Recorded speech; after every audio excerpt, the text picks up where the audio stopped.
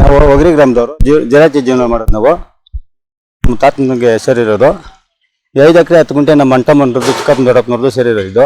ಇದು ಹಾಲಿ 80-82 ಯಾವಾಗ ಟೆನೆನ್ಸಿ ಕಾಪಿನಿಂದ ನಮಗೆ ಅನುಕೂಲ ಆಗಿದೆ. ಸರ್ಕಾರದವ್ರು ನಮಗೆ ಅನುಕೂಲ ಮಾಡಿಕೊಟ್ಟಿರೋದು.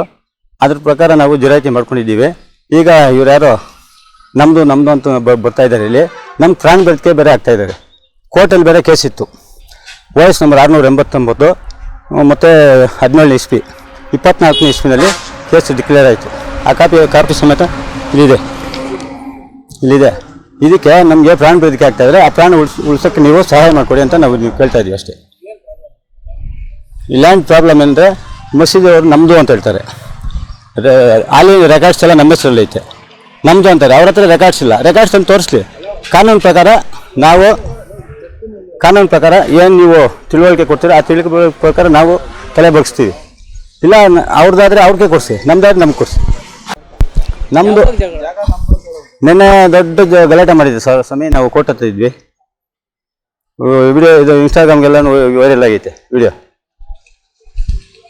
ನಮ್ಮದು ಜಮೀನು ಅಂತ ಇಷ್ಟು ದಿವಸದಿಂದ ಕೇಸ್ ನಡೆಸ್ತೀವಿ. 7 ವರ್ಷ 10-15 ಲಕ್ಷ ಖರ್ಚು ನಂದು. ಯಾರು ಕೊಟ್ಟಿಲ್ಲ. ಇವರೇ ಕೇಸ್ ಹಾಕಿದ್ರು ನಮ್ಮ ಮೇಲೆ. 10-12 ಎಕರೆ ಮೇಲೆ ಹಾಕಿದ್ರು. ನಾನೇ ಕೇಸ್ ನಡೆಸಿದ್ದು.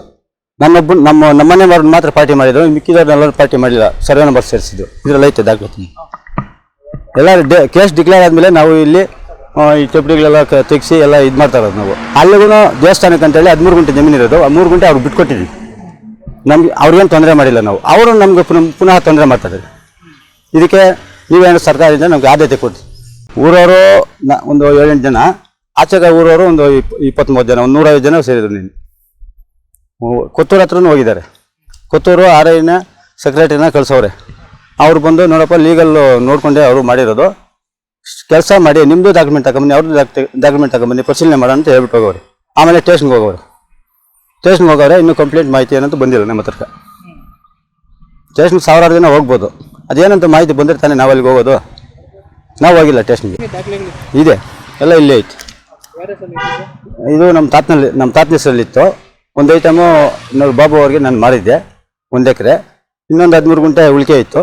ಅದನ್ನು ನಾವು ಇದು ಪರಿಶೀಲನೆ ಮಾಡಿಕೊಂಡು ನಮ್ಮ ಹೆಸರಿಗೆ ನಾವು ಪಾವತಿ ಮಾಡಿಸ್ಕೊಡ್ತೀವಿ. 13 ಗುಂಟೆ ನಮ್ಮ ತಂದೆ ಹೆಸರಲ್ಲಿ ಐತಿ, ಈರಪ್ಪ ಹೆಸರು.